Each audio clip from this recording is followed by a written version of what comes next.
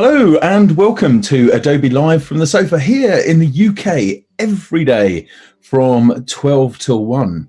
Now, if you're joining us on YouTube, that's just fine, but the real discussion takes place in the chat here on behance.net/Adobe Live. So if you can, do join us that way because it's the easiest way for you to ask questions. I see the chat is already quite busy. Some of the usual regulars in here, along with some new people. So hi, Sandrine, Kirsty, Robert, Andreas, Sean, fantastic. And today we are joined by an absolutely fabulous guest. Today we have sign writer, gilder, and lettering artist Rachel E. Millar. Rachel, hello and welcome.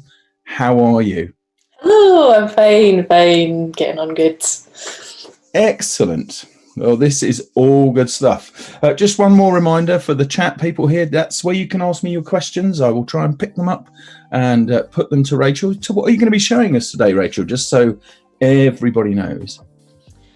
Today I'm going to be showing you a bit of the work that I do, from shop fronts to murals to artwork, and then I'm going to take you through a little bit about my process, how I work with sketchbooks and then go to digital and then make them into artwork and designs. That sounds like a real treat. So for people that have never met you before, shall we get the elevator intro to who Rachel is in a little bit more detail and exactly what you do? Can you show us some stuff? Sure, yeah, I've got my website up here so I can show you a little bit. So firstly, I'm a sign painter foremost, or a sign writer is more the term used in the UK, I think. Sign painter is more American, but I also put in there gilder, so I work with gold leaf and other kind of precious metals on windows and surfaces, and I also put lettering artist in there because I do my own artwork, so I just paint onto board, usually with all sign writing materials, and I do put work into exhibitions and all that kind of thing, do private commissions too for people that want stuff for their houses. Yeah, so I'll show you through my website a little bit, just so you can get more of a visual of it. Can everyone see that? Is that all there? Yeah, we're all good. We can see it.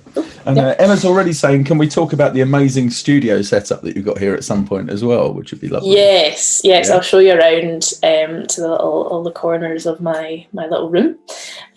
So first of all, I think what sign painting normally conjures up the idea of painting shop fronts, which actually I do quite a lot of, especially in Glasgow. But I'm based in Glasgow. I grew up here, though I spent time in Edinburgh studying at Edinburgh College of Art, and I also studied in Boston at Massachusetts College of Art and Design for 5 months, which is really where I first got into hand lettering as a career, I guess. I kind of never really considered it beforehand, but as soon as I knew it was a thing, you could do calligraphy and you could do painting as a job, I was like, I want to do that. I'm gonna go towards that career. So once I got back, my fourth year degree showpiece was all hand painted, and now I look back in it and it's really the worst thing ever. But now it's good to see the progress from the last 4 years. I graduated in 2016, 4 years ago. So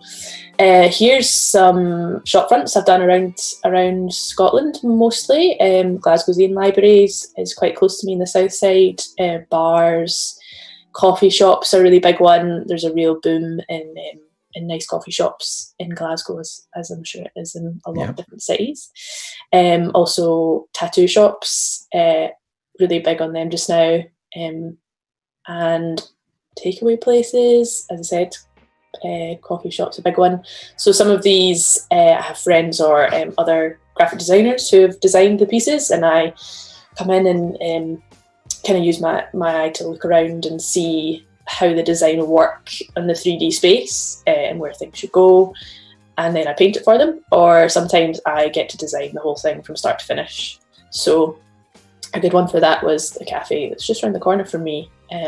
So they came to me and said, oh, we've got a tile and we really like the kind of geometric shape of the tile, so could you use this to make the design? So I kind of came up with this beveled look, so it looks like the letters have got like a slight pointing or like a carving. Yep. And this comes from from letter carving into stone and into wood, which was, you know, really big in Victorian era, I guess, and times like that. So you can see here, this is my sketchbook with some initial drawings in it, and then going from that to back to the client, and they say, oh, I really like this, and I really like these colours, so can you combine these to make the final thing? And then I did a full thing for them, so drinks menu and an A-board outside, so that people's eyes will be caught as they come around the corner. Nice. So that was a really good one. So Shopfronts, as I said, a big one. This was a really fun one as well, which was actually mostly shapes. Quite enjoy project every now and again that's not just letters, can combine a lot of different things. So this is in the high street down in a town just outside of Glasgow, big town. And it's really super eye-catching, you know. Most of the sign printing work, it was me in front of it. Most of the work that I do, a lot of people just say like, oh, that really makes the place stand out. It really changes the place. We've got one of your fellow Glaswegians, Brian Hartley, in the chat saying hi from Glasgow. Oh, hello. Great to see Glasgow, and Rachel's fantastic work represented on Adobe Live today. Yay, Glasgow. Excellent. Yeah. So this was a good one, just as I was saying, like transforming the space. This was a Cult Coffee in Edinburgh, and this was the before, so you can see the wee espresso thing, it's black, and then you can see on the right-hand side after a friend of mine, Tyrone Stoddart, designed it, and I painted it. So complete night and day, you know, it's got a lot more going on and a lot more eye-catching. So I really like that part of the job. And they've got opening times and what they do, gold. Walls, I do some murals every now and again as for like brands or for myself. This one in the middle was for a street work, Yardworks, which is a street art festival and design festival that goes on every year in Glasgow. It's the biggest in Scotland, and it brings in loads of different artists every year. So those are 2 different years. The one that says Let Women Flourish was a collaboration piece, so I do collaborate with a lot of other artists too. So just take you through some of them. As I said, like shapes and colour is really what I go on most of the time. Super bright and eye-catching. And then my own artwork, as I said, I do work for exhibitions, print work for the inside of folks' offices and houses, whole big broad range of things. You're making a lot of people miss Edinburgh and Glasgow, actually. Oh, really? Oh. Yeah. And Emma can't wait. Emma loves Cult. Yes. Emma tucked away in the background there. And also you're making people miss meeting friends for coffee. Which, in a good way, though. In a good way. Thing of the past. I mean, you can meet them in the park and stuff now more often, can't you? But, true. Yeah, it's a different thing. All different. So have you got anything to ask before I start talking about anything else? No, I think we're good at the moment. People are just taking it all in just at the minute, so the questions will arrive quite organically, I think. So, yes. So are we getting the tour now? Do we get the tour now, or are you saving that? Or no, I'll show you around just now. Yep, my laptop. So I used to have a shared space, and now I have a room to myself, which is excellent. So this is the doorway in, and I have 2 desks, which I am keeping because one of them is for designing laptop dry things, and the other one is for painting and prepping. I once got a little bit of white spirit in my laptop keyboard, so I try and keep them quite separate now. Good idea. So I've got 2 big windows, which has been really, really great. Loads of light. I've got my own art on the walls, but also work with some friends, like this one painted my name for me. This one by my friend Otto, who's based in Germany. There you are. And a couple other bits and pieces. I have this sign that I made for the climate change demonstration. Yeah. This is by Mike Myers, who's a very worldwide known sign painter, who I took his course a couple of years ago. And this is the kind of main event. My paintboard that I One especially for today. Yeah, it's adjustable, and then the little Adobe Live piece that I painted yesterday. So yeah, it's just full of my wood pile in the corner, and all my paints are mainly housed down here. Little one-shot cans and other things, and a box. So everything's pretty much contained in here. Usually I've got music on and it's quite fumey, so I tend to keep the windows open just to get a good bit of air flowing through. You're either very tidy or very brave. I've never shown anybody around in here. I did tidy it up, but not too much. Not too much. But yeah, it usually is. Once I've finished a big job, then there's there's stuff everywhere. It's covered. So do you have anybody else in there with you, or is that in fact Emma's asking that as well? Do you have anybody else in there with you, or is it just you in there? Yeah, there's about 10 of us actually in this wee building.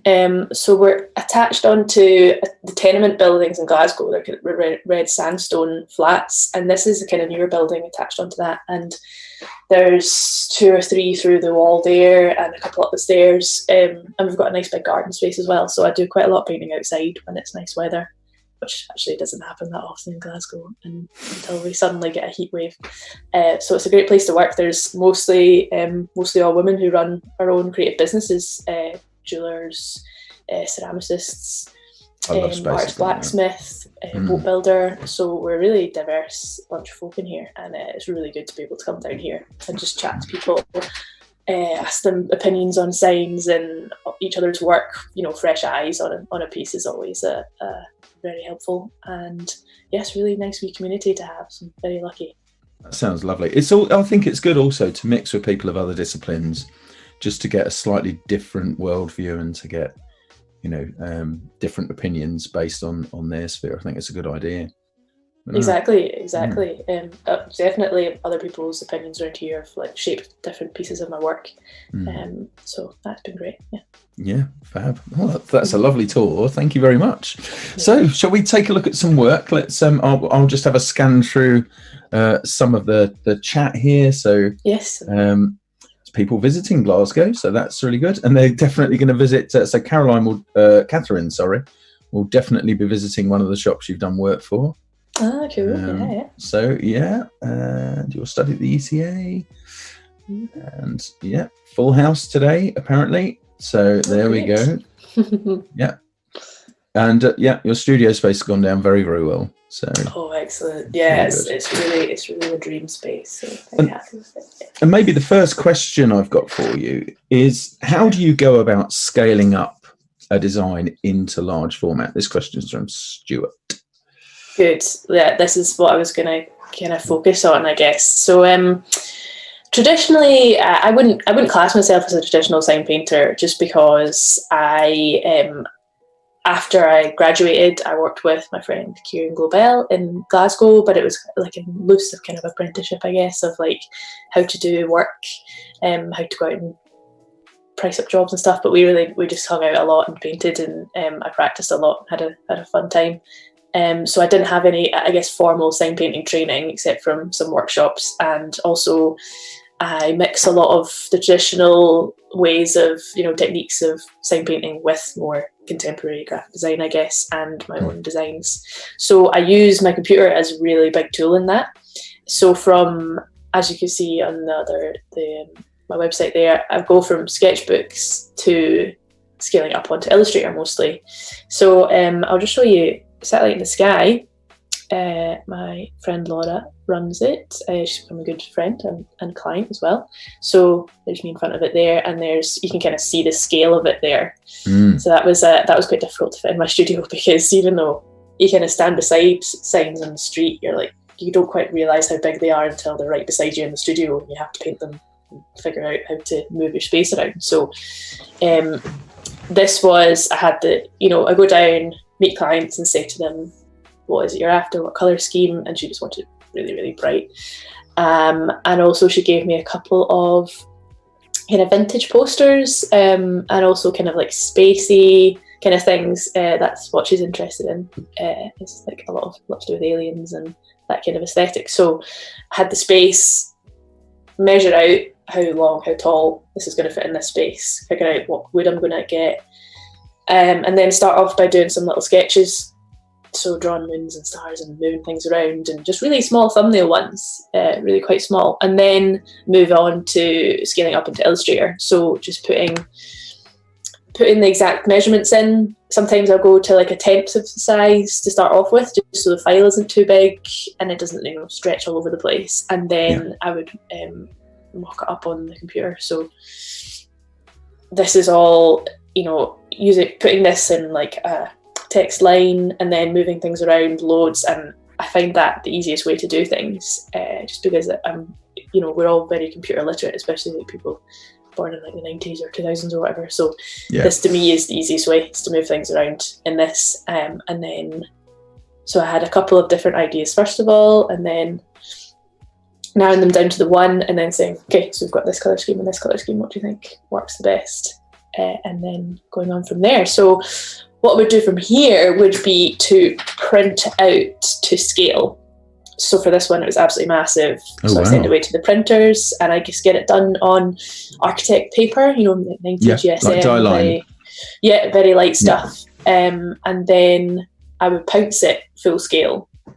I mean, I know some jobs I do projecting works really well. I know a lot of mural artists who do a lot of projecting, or like in a grid system. But for me, pouncing is the best way to go about it, just because a lot of the lettering I do has so many little bits and pieces in it that I would need to get right. So I have one here. I have one here that I'm going to be working on. So the big long board behind me is for line.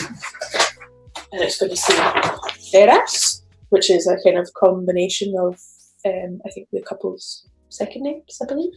Okay. So this is mocked up. You can see it actually on my the mock-up on Illustrator here. So that's not quite the colours it'll be, but I don't often do the colours properly on that. And then this is at full size, and then I use this little tool that you get in you see that? This little tool you can get in lots of different sizes. So this is kind of a medium one, but you get really big ones, really small ones. It's called Pounce Wheel. People also use them for pattern making dresses, like dressmaking patterns. So what I would do then is put it on my cutting mat and then run it across. This is where it kind of, my back hurts from it. And then it creates this little line of dots. You probably won't be able to see all that. Oh yeah, I know the things they're used in leatherwork, aren't they? Quite a lot. So leatherwork. Yeah. Mm-hmm. So leatherwork will be really, really big dots to get it right through all the material, or the paper as well before it goes on the material as well. But it makes a little hole, so you sand the back of it, and then you use chalk pads. That's true. Mix it through. So these ones are really handy because they keep the chalk in the back of them. And then you get them out like that, and then whack it against whatever you're using, and it transfers the little dots on. And then from there you can just start painting, or if you want to get things really precise, then I use the Velo pencils, which write on almost any surface and are water soluble. So they do, they draw the lines for you, and then you can come in and then wash them off after the paint is dry. So it creates everything looking really crisp. So we're effectively getting a sneak peek right now, aren't we? I mean, it's kind of like the way that I guess everyone all. Well, this one is already done, is it? This one has been done already, or which one? Sorry. Has this design been done already, or sorry, I thought you said this one was in progress, or? I haven't painted it yet, so I'm going to be pouncing it onto this ivory board behind me, and then doing that later on this week. Cool. So, that's the way I do it. I guess as I said, every sign painter will be doing it different ways, and you can go on YouTube and see like tons of other sign painters and just see how they do it. There's also gadgets like electro pounces, which are quite big, and I think there's quite a lot of them in the States, that uses electric current to do the dots for you. Oh, like a tattooist needle with a pulse on that. Yeah. Similar. So then you would just draw, really, really quite smoothly. I think you have to have a very, very steady hand, because otherwise you just end up with big wiggles and dots all over the place. I'm not sure I like the sound of that. I think that would wreak I havoc on your wrists and your fingers. Yeah, I mean, I do get quite a sore arm like from doing this if I'm doing really big jobs. And also people use plotters and things like that as well. So there's, again, it's just how you adapt to every job that you're doing, trying to make it the quickest, efficient way of doing the work and get out there. So always learning new ways of doing it. Yeah, well, I think that's the way for all of us. It was Stuart who asked the question. He had to design a 19-meter wall in Illustrator that was then printed onto vinyl. So that is pretty massive, actually. That really is. Yeah. And in fact, he says massive, and he just wondered how you went about doing it with paint. Michelangelo used the same technique, apparently. Oh, really? Pouncing. Nice. There you go. Yeah, this is what Richard tells me. We can. Yeah, I know that there was a really good video about a sign painter who works in Vienna, I think, and he showed these very old pounce pads which were rabbit's feet, and they had chalk in the rabbit's foot. So it used to be you'd use almost every part of sign painting would be derived from some form of animal, that kind of thing. So that's pretty old school. Yeah, there you go. So it just goes to show, doesn't it, that some of the old techniques there isn't really that much of a replacement for them. So, and there's nothing. I don't think there's anything to beat brushstrokes in murals and in sign writing and all of that. So, absolutely. Yeah. So no, people are enjoying the process. And actually, that technique is used in dressmaking as well, as I think you mentioned that actually at the beginning. So yeah, fantastic.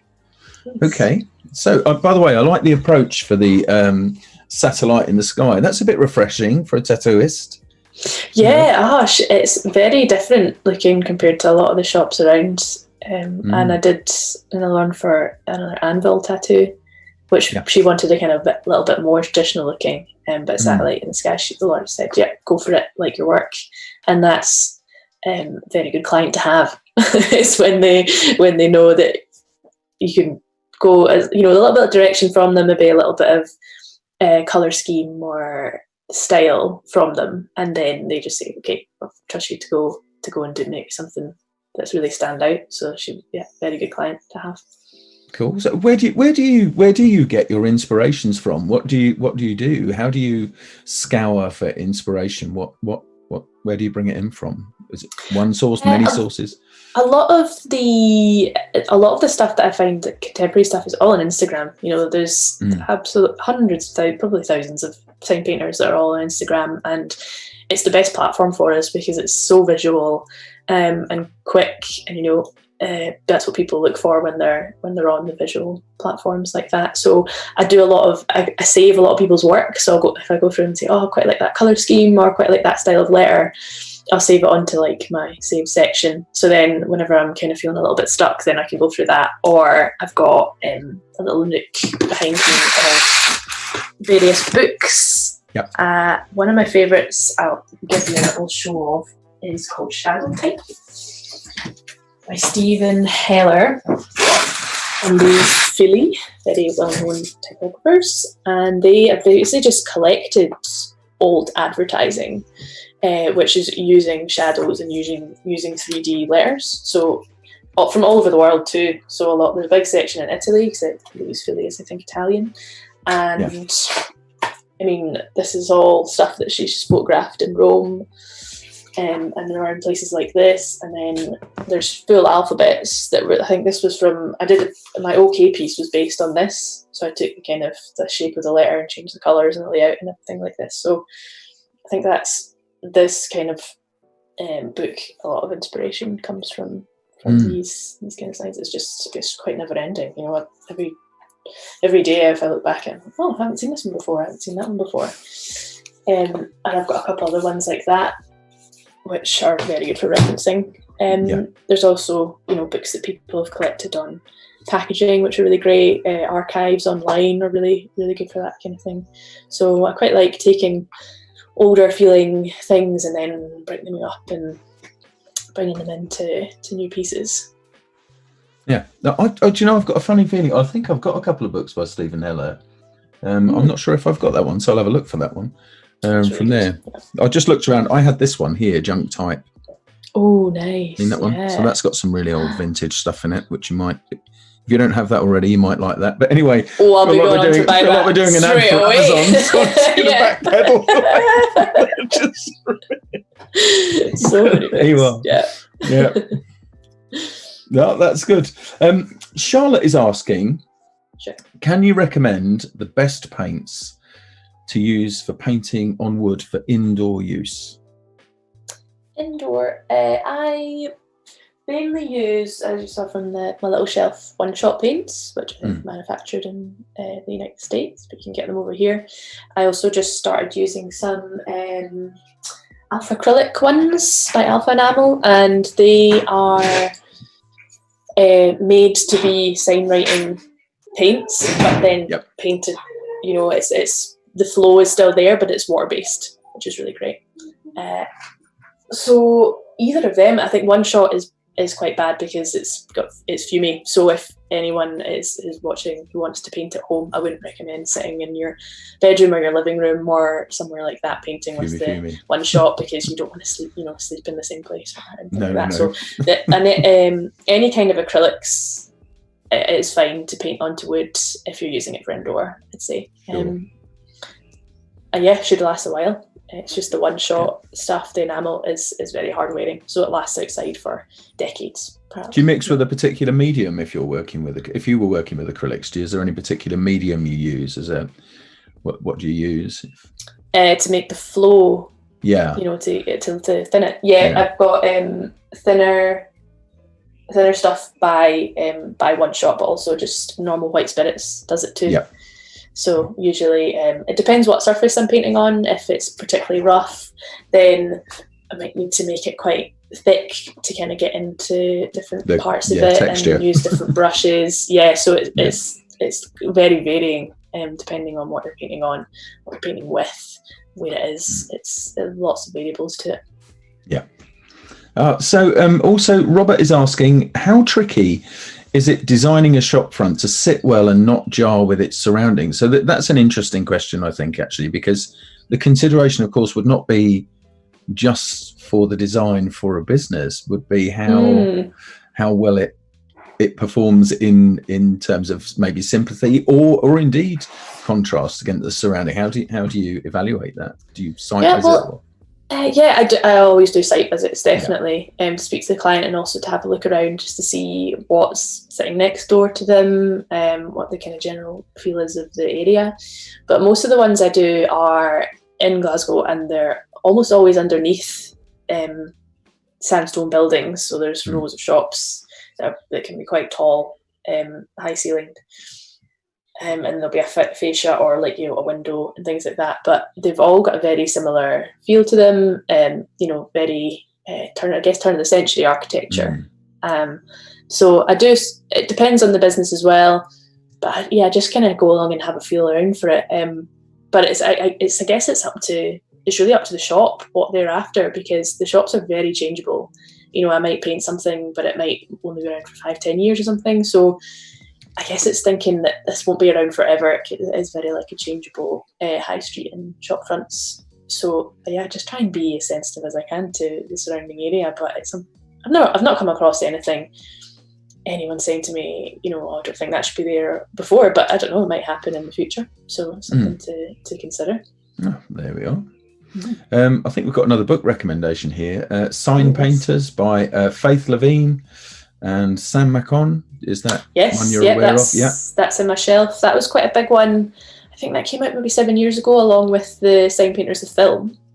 You can now watch Sign Painters the film for free. They just released it online on Vimeo, I think. Very good film, and that was just a couple of years before I graduated. So that was a very good time for this kind of sudden resurgence in people being interested in the crafts. It came at a really, really good time and influenced a lot of people to get into it, which was really good because there was a couple of older folk in the painters in the field, and they just thought that the whole craft was just going to die at some point, especially the advent of vinyl and just fast, quick, cheap signage that didn't last, you know. So some of my favorite signs to do are ones where I can go along and see a shop front, beautiful Victorian shop front with layers and layers and layers of plastic and horrible, 3D stuff and light boxes and things, and then just seeing it stripped back and the whole inside's all taken out and it just restored to this, beautiful shop front with hand painted letters. I think that's. I like that too. In the town that I grew up in, which I lived in until recently, I moved back there and then we moved away. They've got a street there which is being renovated, and they're peeling back all of the old stores, like an old Blockbuster Video store that's just been sat there empty for ages, and they've torn the front off of that, and there's some lovely signage underneath that from years ago. In fact, there was one there I photographed it. I wouldn't find it now, but I photographed it. It's a motorcycle shop from the 60s and 70s. I'd forgot it was even there. But nice. That's a really big thing now as well, is to photograph ghost signs before they disappear. So I know there's my friend Craig who's done work with Adobe before. He projects old signage onto ghost signs to see how they would look before, and he did a whole series of them. I think that's really brilliant to see them come to life. When I was in London 2018, for a big international sign painters meetup called Letterheads. He was there and he did a demonstration of how he brings them to life, and it was just absolutely magic to look at. It was like going back in time by 100 years or something to see what it would have been painted like. It's very cool. Wow. Do you know the company? They're a US company. They make fonts, letterhead fonts. Do you come across them? Yes. Yeah, I use them a lot. Yeah, me too. Yeah, they're great because they recover things like that, don't they, and then turn them into something that is usable in a digital world. Really nice. Yeah, exactly.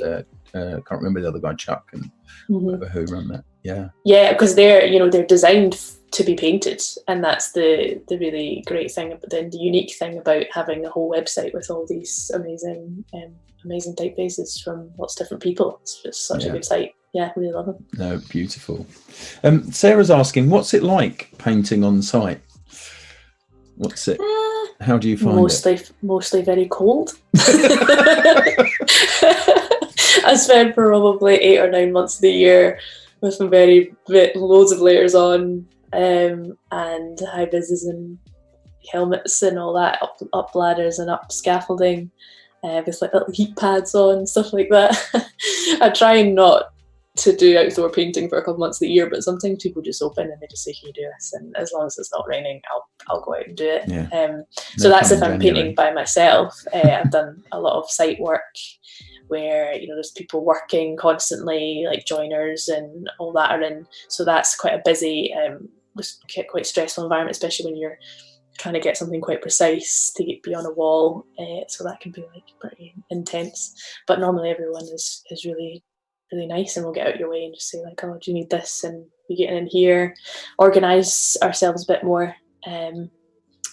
So yeah, it's great. I quite like a bit of variety, so I could be in here for a couple of days a week prepping, painting some stuff on my board, admin, emails, self-promotion. There's so much to do in here, but then a couple of days a week out on the site is quite good to do the work and step back and say, "Hey, that was a good job," into the next one.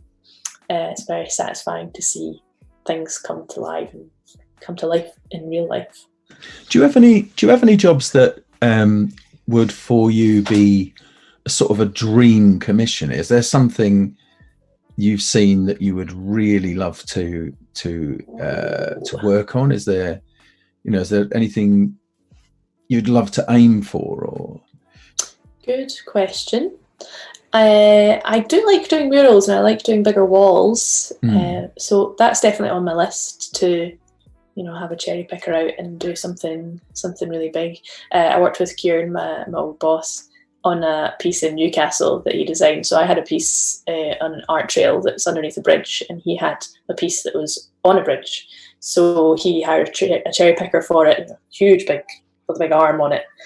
And we were painting along the side of this bridge over a canal and spraying in these letters to go right across it, and that was great fun. I think just because it was both of us working on it, and people were walking past the top of the bridge, which is a couple stories tall, and seeing our little heads and us working and having a laugh, and then being like, oh god, what are they doing there? So that was a really fun one to work on. I think anything where I would get to collaborate with someone else whose work I really love, and then make it really, really big scale, and that's definitely on the list. But also, at the same time, I really love working for independent shops and just seeing how it changes their business, and also like how much they love it, and they get really great customers from it, and there's a really nice interaction between me and the clients. That's equally, I love doing stuff like that. So if work like that continues to come in, like I'll be quite happy.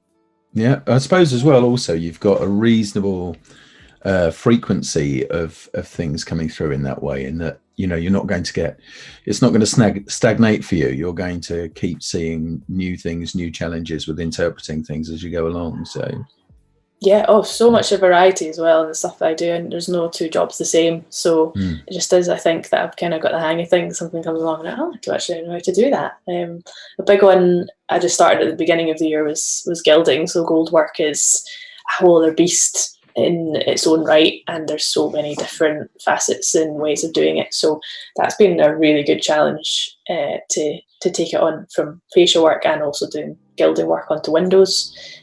Water gilding, so that's a great challenge for me. I love a challenge, and to always push what I'm doing, so that's been really good fun. Isn't that heavy with gum? Is it gum Arabic used in gilding? Is it? I'm not sure. I've not heard of that in particular. I use a kind of size for surface gilding, but also the window stuff that I do is mainly water gilding. So you mix in gelatin to make a formula, and then it kind of soaks onto the glass. Yeah. It's really like magic watching it. I just find it fascinating. So that's been great. Oh, I love the sound of that. I'll have to check out from that. So let's just have a quick look. Let's have a quick look and see if there's anything.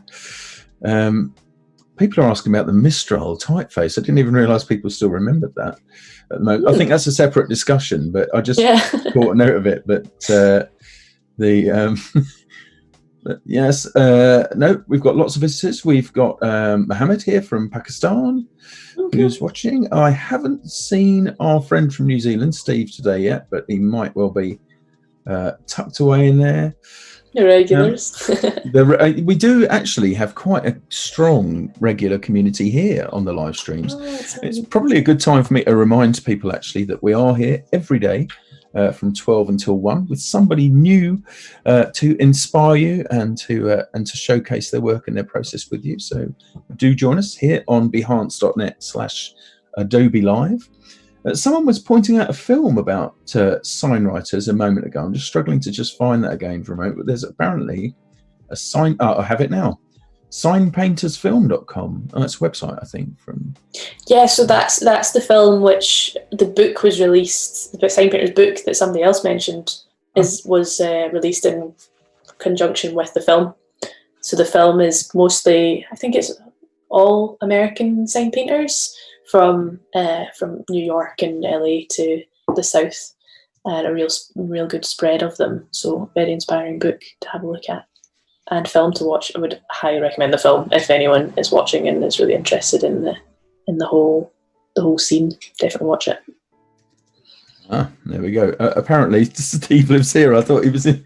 For some reason, I thought you were in New Zealand, Steve. My apologies. And someone has a friend in London. This is like one of those questions. I'm going to ask you one of those questions that is one of those sort of stereotypical things that people used to say about you meet someone in America. Oh, do you know Bob from Leicester? Yeah. But you'd probably be surprised when you go. Well, I know. Well, communities being what they are, it is amazing how you network. So someone has a friend in London, Joan of Art. Joan of Art. I have heard her name. Yeah. I don't think I've met her, though. I'm surprised because there are much fewer women in the sign painting trade than there are men. So I've tended to meet a lot of them. In October, I went down to London and we did, it was Hannah and Mia of Alphabetics Anonymous, who are a London sign squad.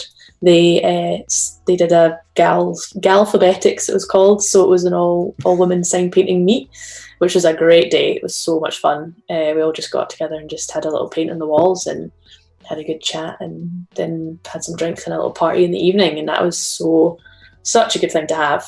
I mean, mostly every meet you go to, it's like 90% men, especially older men. So meeting younger women who are in the sign paint trade is really great. I also did a similar thing a few years ago in Chicago. I went along to the pre-Vinyl Etch show, which was really so inspiring for me, because I met about 30 or more women sign painters from the UK, Europe, the US, and we all had so much good chat and so much of the same experiences and learning and all this and ideas about sign painting. So that was an amazing thing to do. So there's a lot of us out there, but we just are a smaller team, and we just need to find each other a bit more. So Joan of Arc, I need to check out her work. There you go. Correct me if I'm wrong as well. Didn't your interest in this? Because I was checking out your bio earlier on your website yesterday, actually. So that's why you might correct me if I'm wrong. But did your interest in this really start when you were over in the US, when you attended something? Was it over a summer break or? It was a semester-long international exchange I was in Boston for. So I was there from January to June-ish 5 years ago. So Boston was a great place to be for, it's one of the oldest cities in the States. But they, sign painting is really big, and it has been a really big craft of theirs for, since the 1800s, I guess, over there. So I walked around the city loads and saw tons of huge big murals and signs being painted, a lot of them by my friend Josh and Meredith of Best Dress Signs. And I remember looking at A-boards and looking at murals and just being like, I don't know how they do that, but I want to be able to do that. So when I did the hand lettering course at the uni, I said to the professor who taught it, I was like, can I do this? And this is a thing? And he said, yes, you can do this. So that foundation, then I did calligraphy, chalkboard art, how to draw the Roman alphabet, scaling things. I learned a lot then, so I took that and want to do bigger scale, actually painting, and figure out how to do this. And then I did more of it when I got into fourth year, and then been pursuing it since then.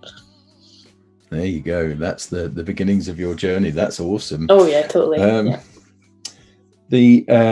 So you're bringing back memories for Jackie in our chat. She used to walk past the signwriter studio every day going to college. I don't think it was a million years ago, Jackie, but I've told you 10 million times never to exaggerate. And Steve has shared Joan of Arc's Instagram as well. And Charlotte's asking, how do you find out about those kind of meets? Is it like the was it Galphabets? Galphabetics, yeah, Galphabetics.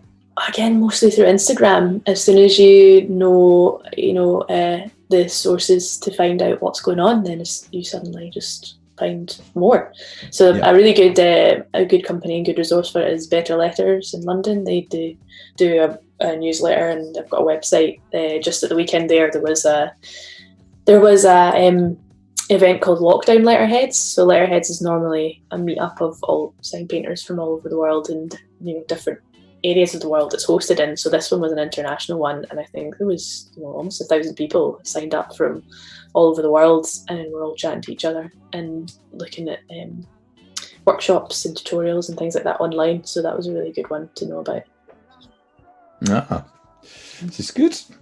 Let's have a look, see if what else we've got in here.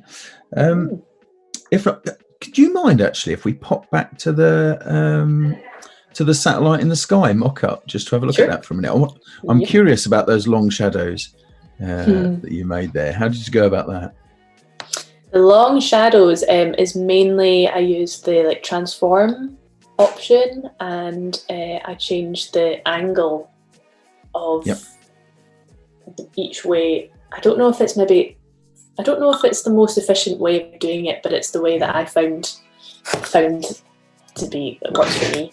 Yeah, and just with a number of copies, down, get it. Yeah, so it copies it. Yeah, that's what I was trying to get. Yeah. It copies it, and then it goes a certain angle down that way. The shadows, the casted shadow is one that's quite difficult to get your head around, but it's almost as if you're copying. You're taking the shadow from the bottom of the letter, so that's the way it casts down. When I draw letters out, it's a little bit more difficult to get your head around. But this is a good way to replicate that effect on it. And these are just type on paths is a really good one. And then most of the undershadows and where things will lie, I need to just figure that out in my head. And actually, more recently, so this is the teal one, was the one that actually went on the wall. So I'll show that one more. It's only recently that I've kind of remembered even in high school, how it affects what I do now. So I did graphic communication, which was a lot of architectural drawing and drawing from 2-point perspective, 1-point perspective, that kind of thing. So even early on when I was like maybe 15, 16, I did all the way up to advanced higher graphics all the way through school. And that's actually comes back quite a lot. I remember the stuff that I did in that class. So it's really interesting to remember different parts of different learning and how it affects what I do now. So that's how I mainly do that. No, it's great. It's all right. I saw it earlier. I thought I was going to ask, and then forgot. So I just suddenly remembered. So I thought I'd go back to it. That people really do like this piece as well. By the way, it's. How did you learn Illustrator at uni? Did you? This is a question that's popped up. How did you learn? Where did you? Not really. Edinburgh College of Art the course I was on was kind of more visual communication based, but it was very much learn things at your own time and as you like. So I'd say that I learned most of my Illustrator through doing internships and just learning as I go along. So instead of maybe sitting down and doing YouTube videos and trying to figure stuff out, I'd just say, yeah, I can do that, no bother, and then go on and figure it out later on. So I'd say most of my Illustrator knowledge has come about from doing signs for jobs, because I need to figure out how this will work and how to blow it up. So it's a lot of learning through that. So no, not much technical stuff learned Everybody at comes uni. into it different ways. It was mostly conceptual learning when I was in art school. Yeah, there you are. There you are. I just need to remind the audience, by the way, and our lovely community, that we will continue the conversation after this is done. And on our Discord, yesterday I forgot to mention Discord, so I got subtracted 15 points from my presenterness for doing that. Tim's just posted the link into the chat, so don't forget, join us there, because it doesn't have to stop here. And it's kind of nice that I've seen that people are chatting throughout the day and the evening and discussing what they've seen each day here on Adobe Live from the sofa. So do join us there, and that's great with the reminders. I've got it. Yes. Excellent. So there you are. Is there anything else you particularly wanted to show us, Rachel, while you're here? So if don't worry, if not, I mean, we can carry on chatting about this stuff. If you want to talk about any angle of your process, that's fire away more questions. If anyone else has got any more, I think questions are a very good way. Okay, well, here's one. Do you sketch every day? Do you sketch every day? No, actually, no, I don't. It's strange. Sometimes my days just disappear, and all I've really done is, well, it's not all I've really done, but I've went to pick up materials, I went to meet a client about something, I've sat and designed something on the computer, or even just hours and hours of admin, tax return, that boring things like that, but it needs to be done when you're self-employed.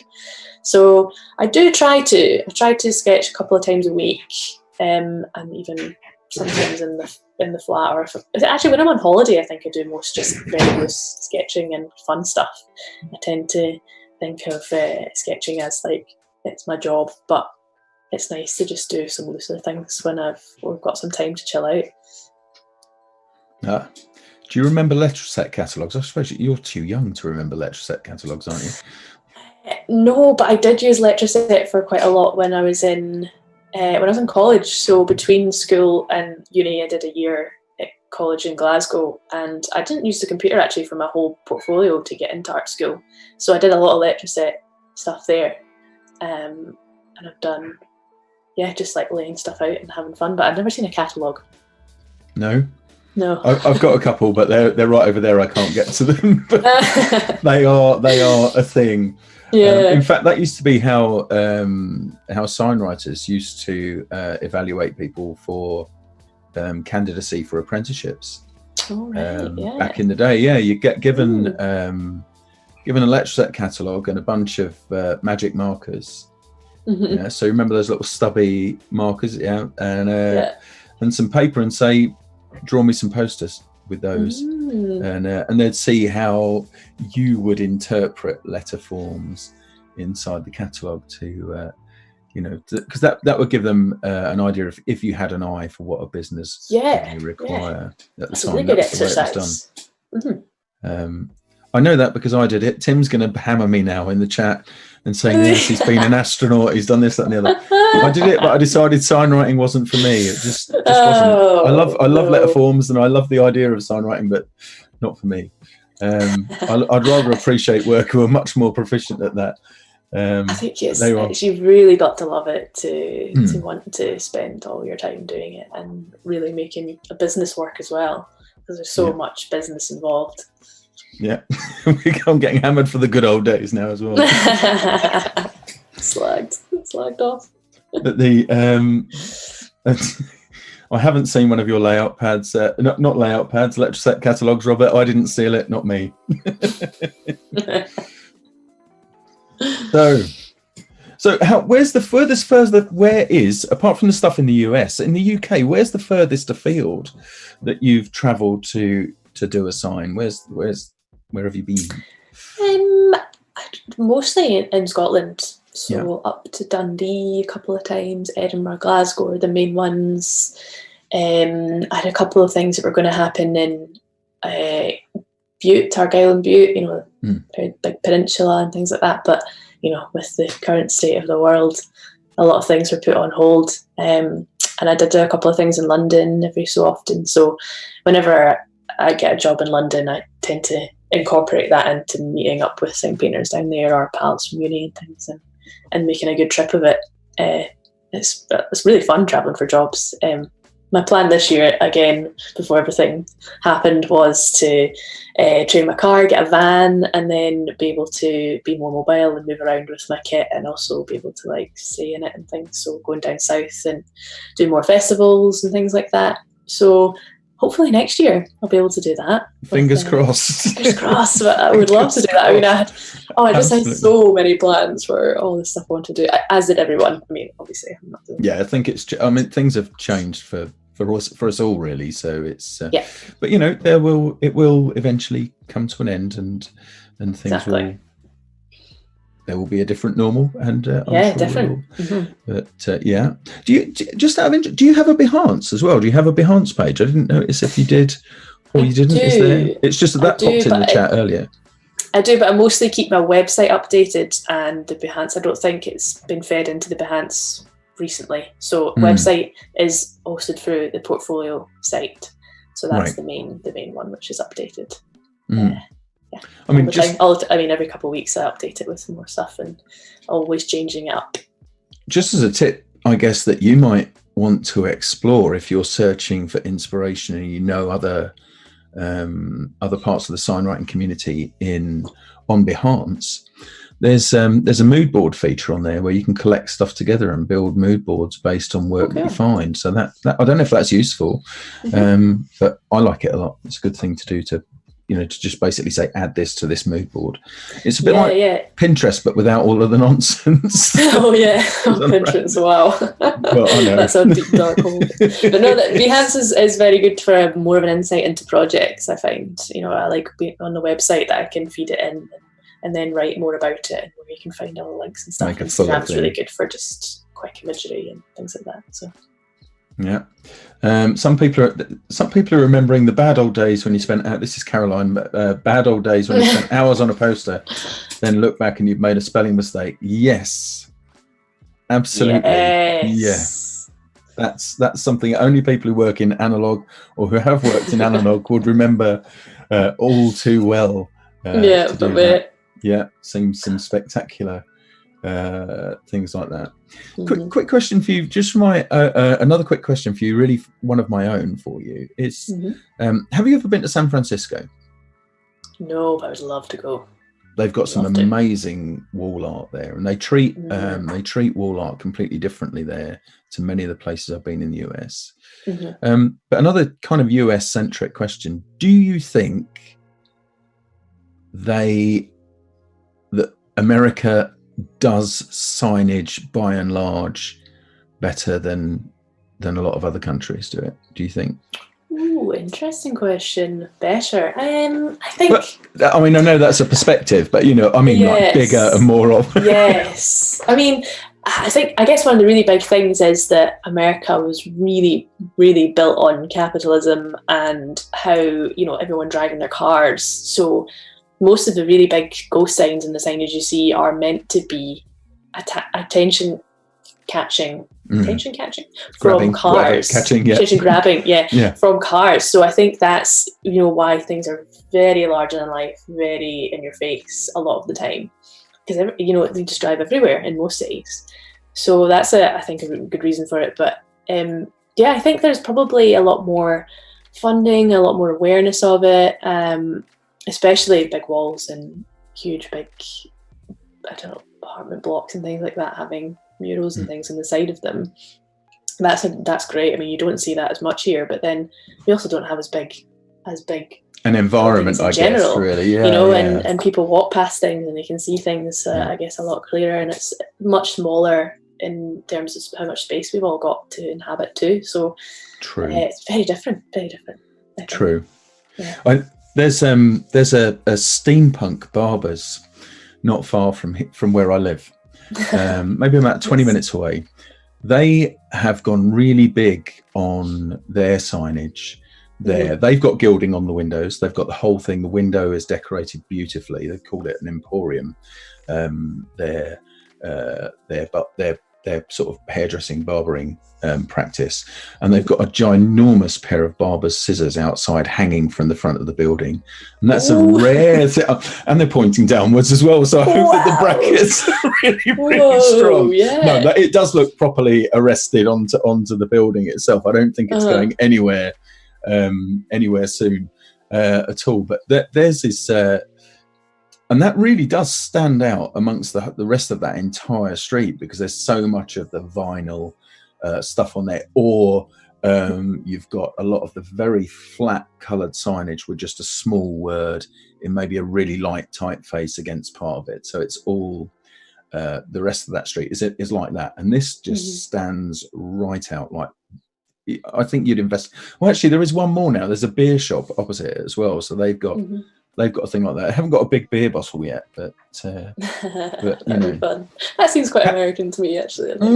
Camden's like that in London as well. Have you been to Camden and looked at the signs that they have there? They have like big, massive cards and big Dr. Martin boots and. Yeah, it's really fun. I mean, every time I go to London, it's just so so much of everything. Everywhere you go, it's a very overwhelming place, but it's great fun. No, it is good. Let's just have a look and see if we've got anything else. How are we doing on time? Oh, we're at just at about a minute. Oh, a minute. It's gone very quickly. No, hasn't it? So it has, yeah. Computers do help us quite a lot, but it's great as long as they're another tool. Another tool. Yeah, don't let it be driven by that. I think I think we'd agree on that, Rachel. Yes, definitely. Yeah, definitely. So yeah, and Blackpool, Kirsty, hello Kirsty, is saying Blackpool is really good for signage. So yes, it is actually. Yes, it is. Probably haven't been since I was about 10, so I'll have to get back. For a long time, but there you go. Yeah. Anyway, any closing thoughts, just Rachel, before I close out and join everybody hopefully in Discord? Anything you want to add? Just support your local sign painter. It's such a great industry to be in, and everyone who works in it is so hardworking and they do such a good job. So hopefully, the more people know about sign painting, the more we can bring it back and have the craft everywhere. Fantastic. nice sampling, it seems. That's really good. Well, thank you ever so much for joining us. It's been really lovely. No worries. Thanks for having me. It's been great. And sharing your work and all of that. Don't forget, people, do check out, Tim's putting all of the links into the chat right now for where you can see more of Rachel's work. Again, because I'm not going to fall flat on it this time, Discord. Join us on our Discord. So we can chat there as well. And otherwise, we'll be seeing everybody tomorrow. So thank you very much for joining us, everyone. Thank you again, Rachel. Thank you, Tim, in the background. Thanks, Tim. Keeping it all together. Yeah, it's been lovely. And for now, though, stay safe, everyone. And see you tomorrow. Take care now. Bye. See you later. Bye.